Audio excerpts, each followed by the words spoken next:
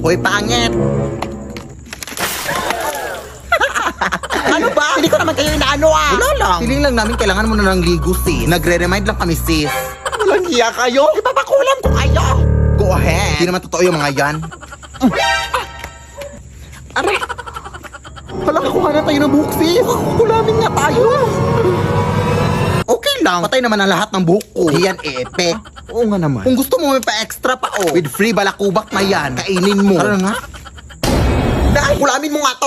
Ha? Alam mo namang tumigil na ako sa pangkukulam, anak. Ano bang ginawa nila? Bakit gusto mo silang kulamin? Pinuhusan ba naman ako ng tubig, Nay? Sabay-sabing kailangan ko na daw maligo. Totoo naman siguro yun na. Buti nga sinabihan ka pa nila. Kulamin mo na! Akin na yung mga manika.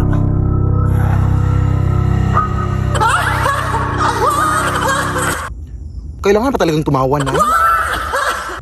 Wala lang. Para may effects lang, ganun. Akin na yung pantusok. Uunahin kita.